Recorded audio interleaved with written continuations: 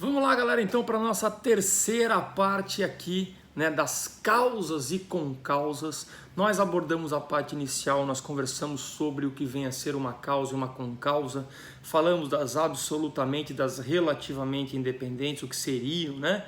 E depois falamos das absolutamente independentes, pré-existentes, concomitantes e supervenientes, lembrando, obviamente, de que quem dá causa ao resultado responde pelo resultado e quem não dá causa, quem é a figura da concausa, acaba, na verdade, respondendo pela tentativa. Pessoal, as coisas mudam.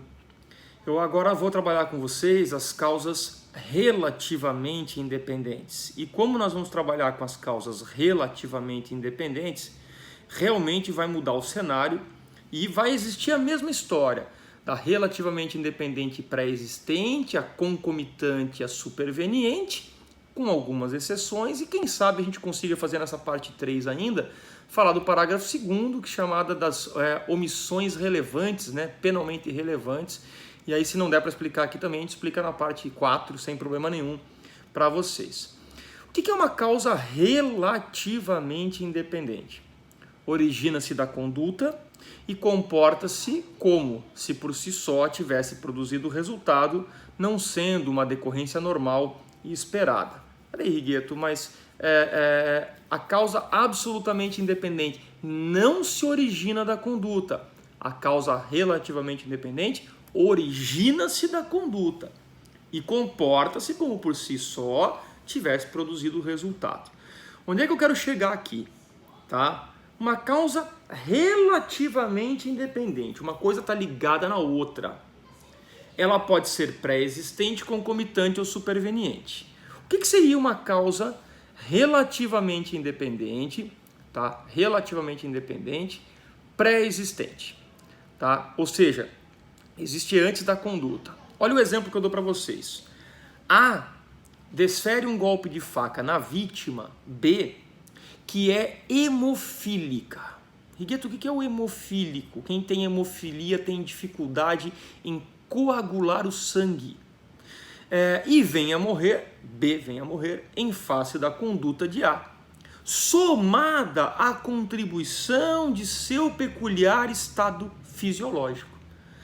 Para pensar como elas são relativamente independentes. Vamos voltar para os absolutamente independentes? Se eu tiro o genro que deu o veneno, a velhinha pode morrer com o tiro do ladrão. Se eu tiro o tiro do ladrão, pode morrer em decorrência do veneno. Absolutamente independente. Agora nós temos uma relativamente independente em si, pré-existente. Pré-existente porque a hemofilia você já tinha. Eu dei a facada em você e você acabou, na verdade, né, tendo hemorragia indo a óbito. Rigueto, tá, mas e aí? Tira a hemofilia. Se eu tirar a hemofilia, não quer dizer que tu vai morrer da facada. Tira a facada. Não é porque você é hemofílico que você vai a óbito. Deu para perceber? Então, assim, ó, quando eu falo de uma causa relativamente independente, né, pré-existente, certo?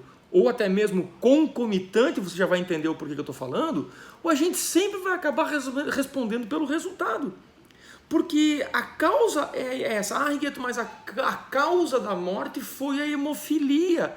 Sim, mas a causa da morte foi a hemofilia em decorrência do teu golpe de faca, do teu tiro e assim por diante.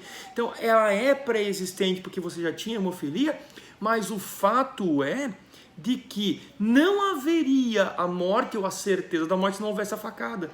Então, na causa relativamente independente pré-existente, você responde pelo resultado, sempre. Ah, legal. Rigueto, e na concomitante? Vamos dar um exemplo. Tá? Por coincidência, atuam exatamente no mesmo instante em que a ação é realizada. A atira na vítima, que assustada, sofre um ataque cardíaco e morre. Peraí, sofre um ataque cardíaco e morre. A atira em B, que está naquele instante sofrendo uma parada cardíaca, sendo que o tiro contribuiu diretamente para o resultado morte, acelerando o colapso, mas não necessariamente, né? Qual é a lógica da coisa? A causa é concomitante, e eu vou dar um exemplo prático para vocês da causa concomitante, tá? Eu até acho que pode ser tanto pré-existente quanto concomitante. Quem é da região aqui, quem é mais velho, quem é da região de Balneário Camboriú e Itajaí vai conhecer que há uns 10 anos atrás, se não mais, tínhamos em Itajaí, na Avenida 7 de Setembro, um açougue chamado Açougue do Pedrão. O Açougue do Pedrão, ele foi vítima, o Pedrão, que era o dono, foi vítima de um assalto. O ladrão entrou no estabelecimento, o ladrão anunciou o assalto, fez uma ação ou omissão, e o Pedrão teve uma parada cardíaca, acabou indo a óbito. Eu entendo que é uma causa pré-existente até, porque eu acho que ele já tinha problema cardíaco, né, e ele não estava sofrendo, né, o ataque cardíaco naquele momento ali. Poderia até, eu não sei porque eu não conheço o detalhe, mas vamos pensar, seja pré-existente ou concomitante. O cara se assustou com um ataque cardíaco do Pedrão e fugiu. Foi preso posteriormente. E sabe qual foi o crime que ele respondeu? Ele não respondeu por tentativa de assalto, tentativa de roubo. Ele respondeu por latrocínio, que é roubo seguido de morte. Mas Rugueto, ele respondeu por roubo seguido de morte, mas ele não matou. A ação dele, ou omissão, que foi o assalto, concomitantemente ou de maneira pré-existente com o ataque cardíaco do Pedro, fez na verdade com que ele chegasse a um resultado morte. Por lógico, ele responde pelo resultado. Então nós temos aqui uma causa relativamente independente, concomitante. Lembrando que a pré-existente e a concomitante, o agente responde pelo resultado. Por que eu estou reforçando isso com uma certa repetição? Porque se você olhar na terceira hipótese, que seriam as causas relativamente independentes supervenientes, nós vamos ter uma conduta que agiu, que aconteceu depois da conduta principal. E aí nós saímos do artigo 13. Nós vamos lá para o artigo 14 do Código Penal, e no artigo... 13, parágrafo 1º. Nós vamos para o artigo 13, parágrafo 14, dolo, consumação e tentativa.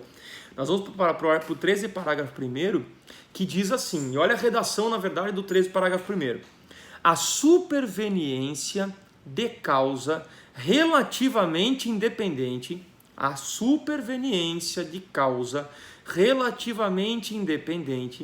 exclui a imputação quando por si só produziu o resultado.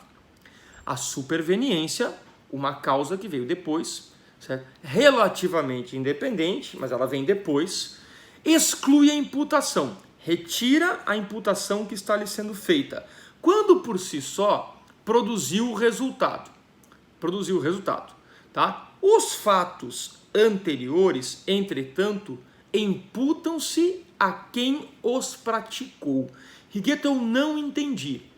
Funciona assim: a vítima de um atentado é levada ao hospital e sofre um acidente no trajeto, vindo por esse motivo a falecer. Por que é uma causa relativamente independente? Porque se ela não tivesse sofrido o atentado, ela não estava dentro da ambulância que sofreu o acidente. Ela precisou levar o tiro, a facada, sofreu o atentado para estar na ambulância.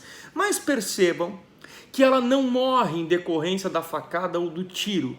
Ela morre em decorrência do acidente que a ambulância sofreu no trajeto. Ou seja, é uma causa relativamente independente, superveniente. E agora volta para o parágrafo 1º. A superveniência da causa, aquilo que veio acontecer depois de uma causa relativamente independente, ela exclui por si só a imputação, ela tira o crime, quando por si só ela produz o resultado. Ou seja, o acidente causou o resultado. Então ela me tirou a responsabilidade da morte, porque eu dei o tiro ou a facada. Quem causou o acidente foi o pessoal que bateu na ambulância, o trem que bateu na ambulância, o caminhão que bateu na ambulância, a ambulância que capotou, foi ele que causou. Porém, os fatos anteriores, entretanto, imputam-se a quem os praticou. O que eu tinha praticado até aquele momento? Eu tinha praticado tentativa. Eu tinha dado golpe de faca ou de tiro, mas a pessoa não morreu em decorrência disso.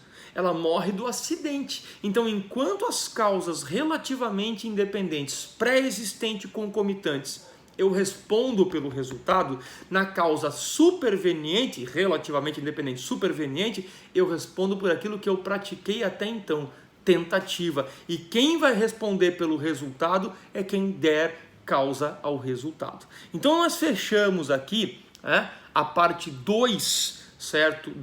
A parte 2, né? A 3, né? Porque nós falamos inicialmente no conceito, a parte 2 sobre as causas absolutamente independentes e a parte 3 aqui, né? Sobre as causas relativamente independentes, pré-existentes, concomitantes ou supervenientes. Na parte 4 da causa e concausa, nós falaremos do parágrafo 2º e daremos exemplos ligados ao parágrafo 2º chamado omissão penalmente relevante. Beleza? Bons estudos e até a nossa próxima aula.